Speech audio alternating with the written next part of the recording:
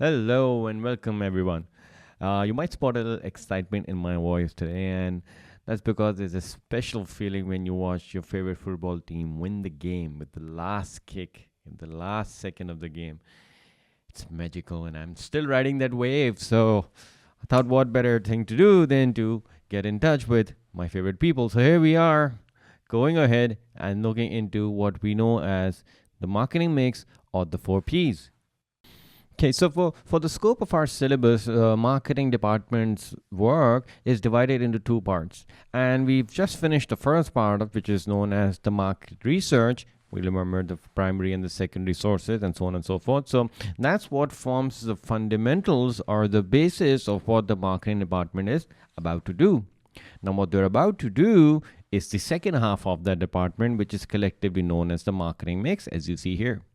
Now, marketing mix is a collection of four different concepts, and these concepts are actually the tools that the marketing department has at its disposal to in order to achieve their objectives. You will remember we discussed marketing objectives could be increase sales, increase profit, improve brand image, and such things. Now, if that's fine, what you want to do, then you go through the market research, but you have to implement it as well.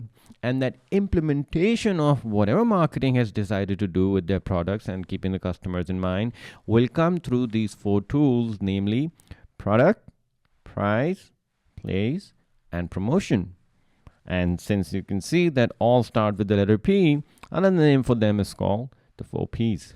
So let's look at each of these individually and then we'll see what they mean for a business as a whole. So the first of these is product, and products could be tangible or they could be intangible. So meaning they could either be a good that you could feel, you could touch, you could pick up, you could assess quality of. Goods are physical in nature.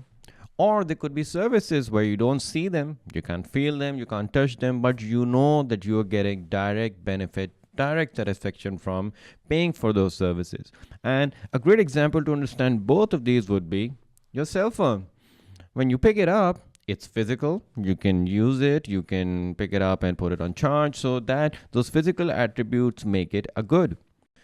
On the other hand, in order to use your phones completely, you need the internet, you need the phone service to access Instagram, Facebook, get on your Alt Academy apps and start learning about all the nice subjects that are on there. So, those are services which are also included as a product. Now, what you have to do as a business is make sure that you are able to satisfy customer needs. So you need to conduct market research, which we've learned all about. And then through that process, you get the answers to what the consumers want, how do they want it, what price would they want it at, where would they want to buy it. So along those answers, you're also getting the answer about what type of product somebody is asking for. So remember that it's both goods and services. Second one is price. Now, price is very, very important because price is like talking to your customers without even meeting them. When a customer walks in, sees the product, the first thing you would look at it, what's the price? And the price would say a lot about the product. If it's a high price product, you would expect it to have good quality. Now, if it's low price, then you would question the quality of that product. So making the right statement with your price is very important, firstly. And secondly, there's a very interesting, and we've discussed this before while discussing demand in the first video of this chapter, that there's an interesting relationship between price and quantity. And we know this from our discussion before that if you increase the price of your product, that's one way to make more money, but it will bring about a decrease in the quantity demanded for that product. On the other hand, you could make less on it, so you could decrease the price, and the quantity demanded would increase. Both are ways of increasing your sales. It just depends on how you want to achieve it. So it's a very interesting and an important decision for the business to decide what should be the right price that suits most of their customers. Quick pause. If you're finding value in this explanation, there's so much more to discover. At Alt Academy, we break down every A-level concept with the same level of clarity. Now, let's continue. On number 3, we have promotion. Okay. Now, I want you to establish something right now before we get any further. Promotion is more than just advertising. Okay, advertisement is just one way to reach your customers. There are many ways through which you can establish communication and try to use your convincing power, your powers of persuasion, and giving information to get the customers to like your product and to buy more of it. Now, of course, advertising is a big part of it. Yes, I will give you that. But there's also things like direct selling, when you go one on one and try to convince people to buy a product. Then get sending them emails, text messages, WhatsApp messages. So there are many different ways, putting up billboards. So there are numerous ways that we will look at, but all with the intention of telling the customers about what the product is, where is it available, all the attributes about the products to convince the customers that this is the one that they want. So promotion is, of course, without saying, it plays a huge role in getting the customers on board. And number 4 is place. And this literally means the places at which the customers can go and buy your product. Of course, as a business, you'd want them to be a lot, but maintaining a lot of places, maintaining a lot of channels has its challenges, and we'll look at it later in the video on place. But you've got to make sure that you're available in as many locations as possible so that you can be bought conveniently. The idea is to be convenient for the customers. If it's inconvenient, you won't bother. But if it's convenient, then you would go for it. So think about Coca-Cola. My favorite drink, probably. What can I do? I can go to a store and buy it. And now I can go to Food Panda and choose the Panda Mart option and order it online. So they made themselves available to many sources so that whenever the consumer feels the need, or not even feels the need, they should induce the need, make them want to get up and go to the store and buy a Coca-Cola. So that's what Place does. It supports all the other elements as well by being available in many places so that it's convenient. Now, having looked at these individually, what product, price, and place promotion mean for the marketing department, we now need to combine them and see what they mean as a whole. And collectively, what the marketing mix needs to be is integrated. Okay, the word integrated is very important, and I'll explain what that means through use of an example and what better product than Coca-Cola. So, of course, Coca-Cola had to make a product. They came up with it, and we've seen that it hasn't really changed much. It's the same color. Maybe maybe the taste goes up and down a little bit when they experiment, but largely it's the same product. And the reason why they choose to do that is because they think and they know they've got something figured out, which is the uniqueness factor.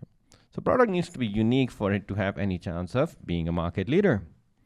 Another thing that product looks at is the design of it. So the Coca-Cola can is convenient, it's funky, sometimes you can put your name on it. So it's something that brings the people in. And they've cracked something through their own research, is the taste of it. People like it because certain people like certain tastes. I'm not going to get into Pepsi and Coke battles, but the taste of it works for certain people, and they've tried to maintain it and make it better if they can. And they're able to provide it in different sizes. So if you want it just for yourself, you buy a can. If you want for a family, you buy the bigger bottle. So they're able to provide the product in many shapes and forms so that it suits everyone. But just getting the right product is not enough. You've got to make sure that people know about it. Because unless they know about how great the product is, they wouldn't buy it. So you've got to put out ads. Right? And not only that, Coca-Cola takes part in a lot of activities. So the other day I went to the beach and I saw Coca-Cola had a beach cleaning drive. You pick up a bucket of trash, you give it to them, and they will recycle it. In return, they give you free chilled Coca-Cola. So it was a day well spent.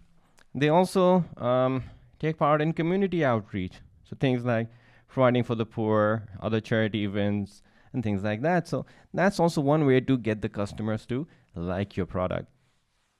Then, of course, they've got to make sure they're available in many places. If the product's good, and if the people are convinced through promotion, then they're going to want to buy it. So you've got to be available in things like your retail shops. They are also available, like I explained earlier, online. And of course, restaurants. So these are all decisions that they're taking, keeping in mind that the product is there, the promotion's there. Now we've got to make sure we're available everywhere. But when people come to buy it, remember, we discussed earlier on niche versus mass market. This is clearly a mass market product. So they've got to make sure that it's affordable, right? And with their price, they've got to convince people that if you buy more, you will have to pay less for it. And simple example, if you buy a can of Coke, it's in comparison more expensive than you buy a whole bottle, and it's cheaper because you get more drink for less money. Of course, bulk discount and that concept. So what I mean to explain here is that you can't take any decision of any P in isolation. It must complement one another. These are four interconnected decisions, interconnected tools that combine from the biggest tool that the marketing department has, which is the implementation of the marketing mix. So if you decide to change one, when Coca-Cola decides to take out a new flavor, let's say Coca-Cola with lime came out a few years ago, they couldn't just change the product and not inform people. They went out on a promotion drive. When people tried it, they made sure that it was available in enough places that people were satisfied with the supply they were getting. And they also started with discounts and such things so that they can get more people to try the product. So it's a collective decision, and all the 4Ps must complement one another, must be in unison, must be on the same frequency when they're trying to reach out to the customers. Now, the final word on this is that since its inception, since marketing mix was first introduced and was being used by businesses, it has come a long way. And in addition to the 4Ps that we've already looked at, we've already discussed product, price, place, and promotion, right? Now, the modern day argument is actually it takes more than just these 4Ps to make sure that your marketing department is saying the right things to the customers. And what it also includes is things like physical evidence, which it includes things like the place, the physical environment of the marketing department. How are the things being conducted? Are they an innovative company? Are they willing to be more user friendly, and do they have a more customer focus or not? So if you have those sort of things, that's what's going to make your whole marketing effort a whole lot better. You also have to have the right people in place. So the right team, the right skills, the right customer relationship management. If you have people doing that, that will also add to your 4Ps. And finally, you've got to have the right processes in place. So having a process such as free return within a month, no questions asked. If you can say that to the customers are going to prefer you, because nobody minds a return policy, right? It's nice to have that option that even if you don't like the product a month later, you can still return it. And that's the sort of process that a lot of companies use as a marketing tool. Now, if you go to a lot of clothing companies, they will inform you that you can return this within a month if you bring the receipt back, and we won't ask you questions. So what the argument is that it should go beyond the 4Ps and includes these three as well. But I will also tell you that for most of your answers in most of your exams, you only need to restrict yourself to the 4. If there's a 12-mark question in paper 1 of your AS exam, that's where as evaluation you need to include these 3. That actually 4Ps are these, but there are 3 more. So just a little tip there, that remember that in a 12-mark question you should extend your 4Ps discussion to 7 Ps. But all in all, I hope you understand the biggest tool for marketing department, aka the marketing mix. Now that that's taken care of, head on over to altacademy.org to watch the rest of our A-Levels business videos. Over 60,000 students have already taken the leap. What are you waiting for?